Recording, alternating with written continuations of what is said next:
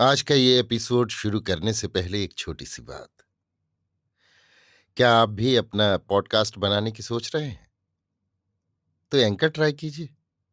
ये पॉडकास्ट बनाने का सबसे आसान तरीका है। नंबर 1, ये फ्री है।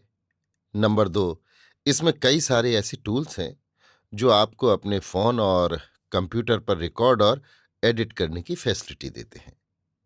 नंबर 3, आप अपने पॉडकास्ट को डिस्ट्रीब्यूट भी कर सकते हैं, जिससे इसे स्पॉटिफाई और दूसरे प्लेटफॉर्म पर सुना जा सके। तो डाउनलोड कीजिए फ्री एंकर ऐप या विजिट कीजिए anchor.fm पर अपना पॉडकास्ट स्टार्ट करने के लिए। ये तो थी एक छोटी सी जानकारी, और अब शुरू करते हैं एपिसोड का सिलसिला। तो आज के एपिसोड में लीजिए सुनिए सूर्यकांत त्रिपाठी निराला के लिखे उपन्यास अलका का भाग 14, मेरी यानी समीर गोस्वामी की आवाज में। विजय के प्रयत्न से साधारण जनों की सहानुभूति बादलों के छिन्न कटे टुकड़ों की तरह ग्राम आकाश घेर कर एकत्र होने लगी। शीतल सत समीर के मंद मंद झोंके हृदय का पहला ताप हरने लगे। ऋतु बदल गई। शिक्षा के जल से उर्वरा भूमि भीग गई। श्यामल सजल मस्तृण तृण बाल एक साथ सर उठाकर पूर्ण प्रीत से लहराने लगे। हवा के साथ बंधकर एक तरफ झुकना पहले पहल सीखा। ज्यों ज्यों तृण संकुलता बढ़ने लगी, स्थानीय पशुवृत्ति उसे चलकर जीवन की पुष्टि के लिए त्यों त्यों प्रबलतर उच्छृंखल हो चली। देहात के जमींदार लोग किसानों का ये संगठित शिक्षाक्रम देखकर घबराए। प्रकाश मिलने पर स्वभावतः लोगों को अंधेरे की स्थिति, दुख आदि मालूम हो जाते हैं और उनका पहला वो भय दूर हो जाता है। विजय के ओजस्वी रूप के भीतर जो शिखा साधारण जनों को दिखी, वो इतनी उज्ज्वल पहले किसी के भीतर न दिखी थी।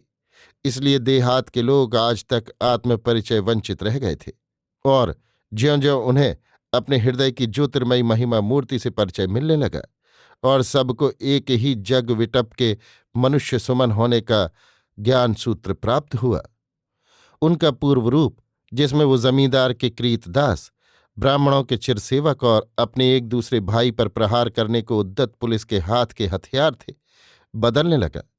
जमींदारों, ब्राह्मणों और पुलिस के कांस्टेबलों, चौकीदारों की त्यों त्यों त्योरियां चढ़ने लगीं। यदि ताल की मछलियां जाल से निकल जाने की कोशिश करें तो धीवर लोग सारा जल सींच कर उन्हें पकड़ेंगे। ये प्राकृतिक नियम है। विजय के कृत्यों से विजित जमींदार और कुछ और लोग इसी प्रकार पहले जाल डालकर फिर जल सींचने का उद्योग करने लगे। पहले जब जबानी डांट फटकार बेकार हुई तो बड़े साहब के यहाँ विजय के नाम किसानों को बरगलाने की अर्जियां देने लगे। कुछ समय तक इसका कुछ असर न होता हुआ देखकर कानूनी चालों से किसानों की किश्ती मात कर देने पर तुले।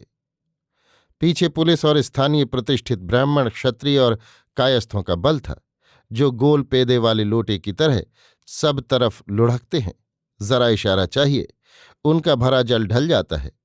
इसकी उन्हें परवाह नहीं।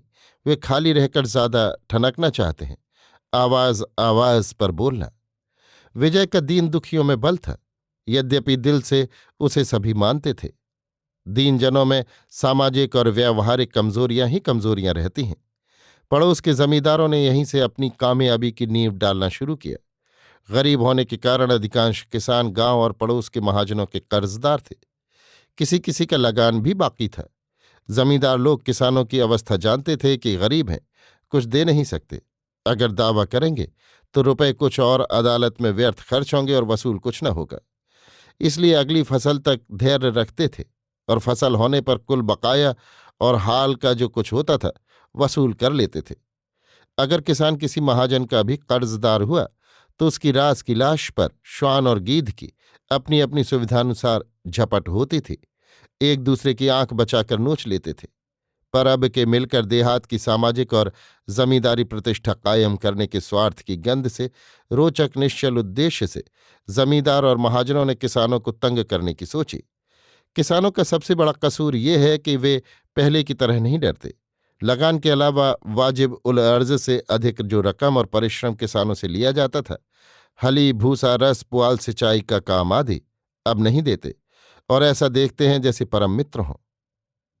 दबे हुए जो होते हैं, दबाना उनका स्वभाव बन जाता है, और जब ना दबने वाली वृत्ति बढ़ती है तब दबाने वाली वृत्ति भी अपनी उसी शक्ति से बढ़ती रहती है। फिर जिसमें शक्ति अधिक हुई उसकी विजय हुई। जमींदारों ने अपनी एक बड़े स्वार्थ की रक्षा के लिए अर्ध तजहीं बुध सर्वस जाता वाली नीति पकड़ी। वसूल करने के अभिप्राय से नहीं, तंग करने के विचार से बाकी लगान का दावा दायर कर दिया। आसपास के चुन चुनकर गरीब किसान लिए गए। सम्मन जारी हुए, पर जिन जिन के नाम आए उन्हें पता भी न चला और सम्मन तामील हो गए। किसी में लिखा गया सम्मन नहीं लेता, भग गया। साथ 2 गवाह भी हो गए।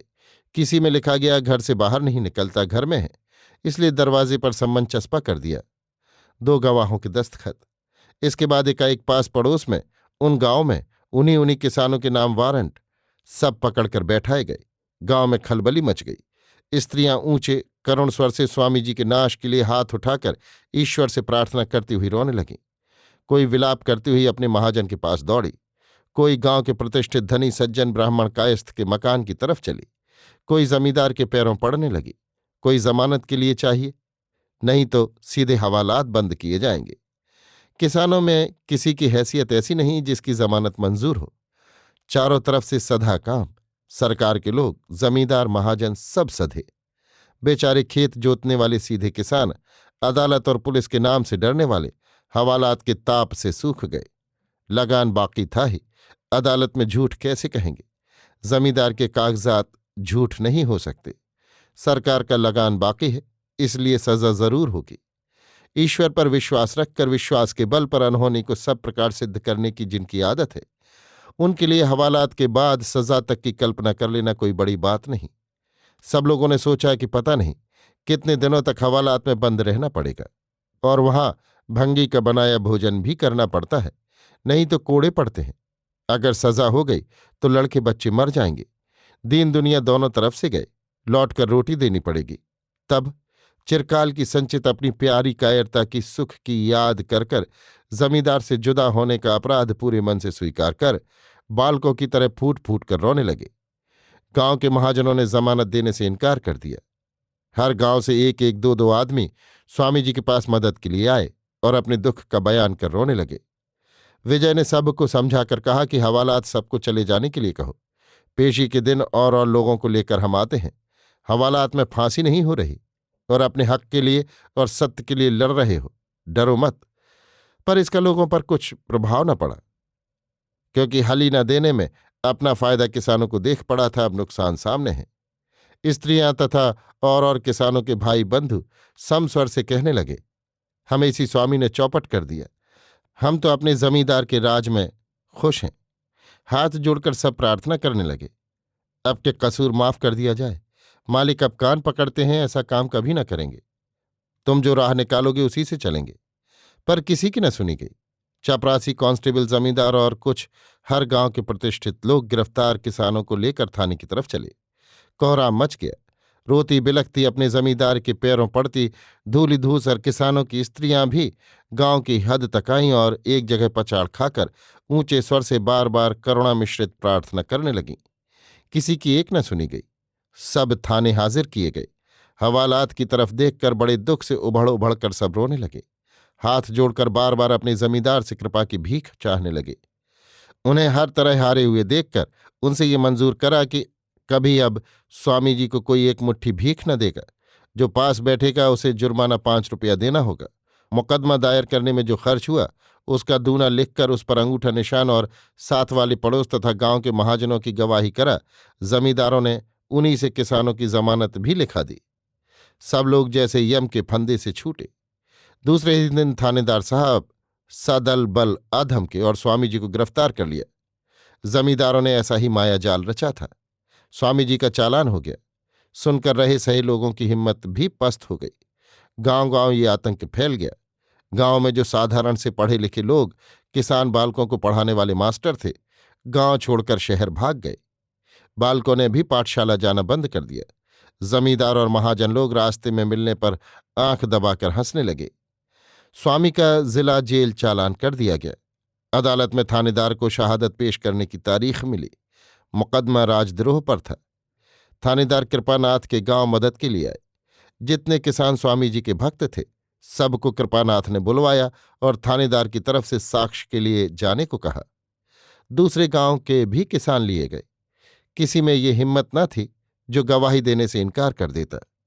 फिर थानेदार साहब ने अपनी इच्छा के अनुसार सबको सिखला दिया कि ये कहना। पेशी के दिन विजय ने देखा, बुध हुआ पहला गवाह है। तरह तरह की बातों से एक सद्विप्रा बहुधा वदति ये उक्ति राजद्रोह के संबंध में सबने साबित की। विजय की आंखों से आंसू बह चले। किसानों की दशा के विचार से विचारक को मालूम हुआ स्वामी जी को कुछ नहीं कहना। तब 1 साल की सजा कर दी।